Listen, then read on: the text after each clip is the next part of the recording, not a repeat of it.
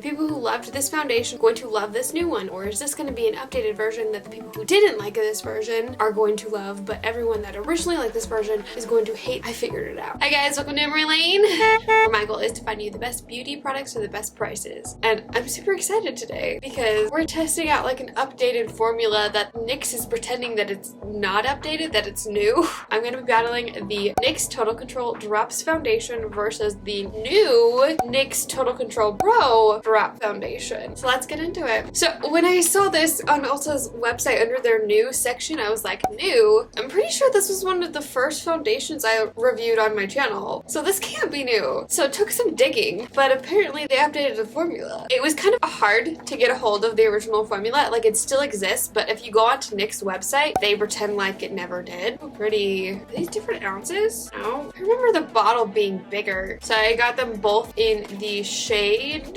Light Ivory, but they're very different shades. Okay, the bottle was bigger. I mean, just slightly.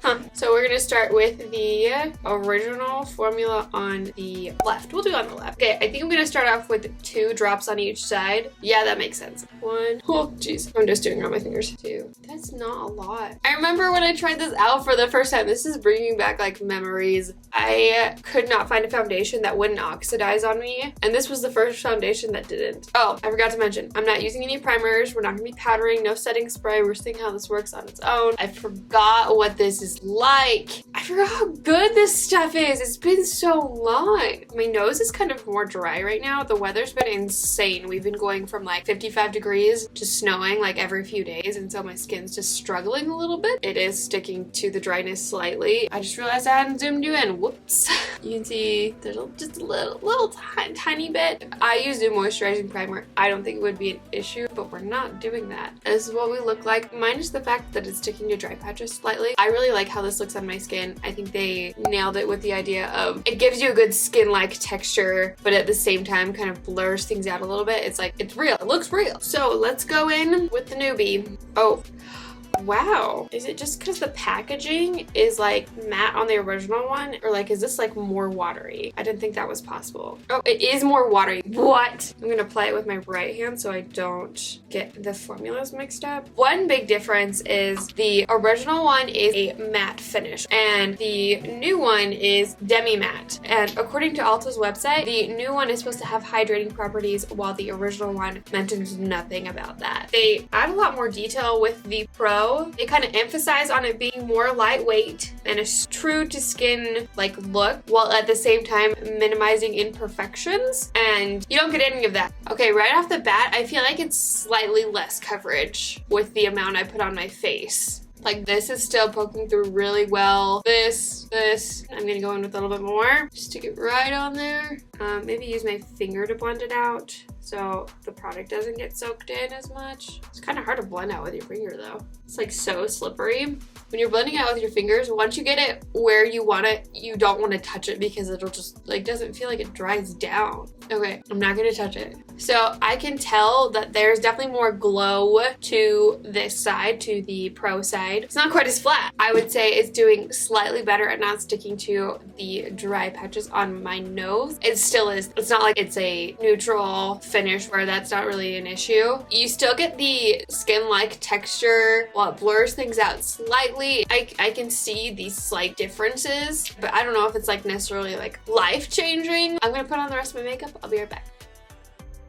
Okay, here's what it looks like all finished. It's currently 12:56. I'm gonna go about my day. I'll do a check-in outside so you can see everything in natural lighting, and I cannot wait to see how this turns out. Okay, it is 5:30. I tried to wait as long as I could in between putting the makeup on and the sun setting. The sun is like so close to being set. So here's what the makeup looks like. So I have some thoughts and feelings. One, this is not working out very well for my cystic acne. Like they're not friends, at least without powder. That might be different with powder, but so far, 2, nothing has really settled into my fine lines on either side, which is really hard to find nowadays, especially something with a matte finish or a demi-matte finish. 3, I am slightly shiny on this side as opposed to this side where the only shininess is my highlight. Everything feels super comfortable. I don't know how I feel about everything completely. I guess we'll find out when we get to the 12-hour mark which one, in my personal opinion, is a better option.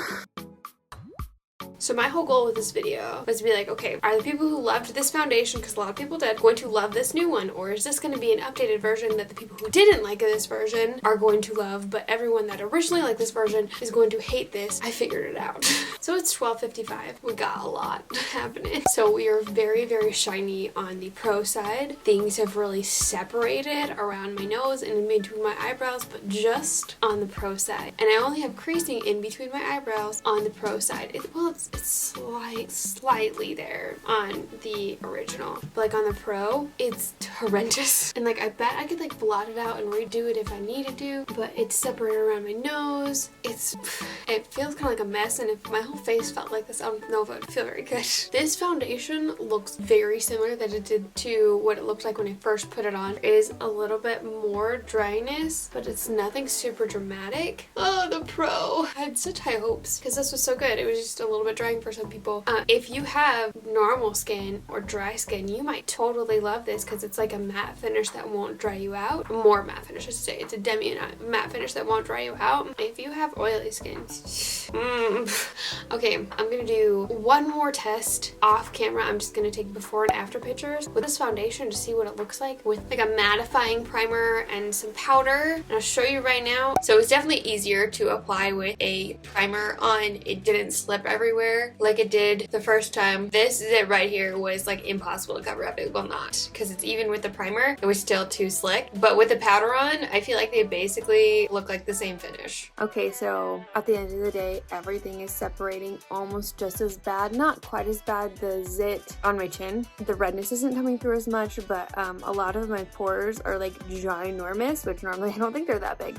The fine lines between my eyebrows are bad on both sides. I used a very hydrating primer underneath the matte one because I was worried about my skin being too dry. I think I used the wrong one. I never used the two together before, so that was a little bit of an experiment. But even with a like pretty mattifying primer, powder, and setting spray, I feel like it didn't make that huge of a difference. Okay, this is my wrap up after today. If you loved the original formula, I don't know if you'll love the new one, and I feel like that's really lame. I think they try to make it more versatile for more skin types, and I don't know how well they necessarily did. I feel like it'll work for people with normal skin and maybe slightly oily skin, but my skin's not that oily and it's having a lot of issues. I don't love it. I honestly think they should have just kept this formula and then put out a new like hydrating formula and kept them both rather than getting rid of the old one and doing the new one. If you want to see a battle against the new Wet n Wild Incognito Concealer versus the e.l.f. Camo Concealer, you can click right here. I love you guys so much, and don't ever forget that you are enough. Bye! Mwah!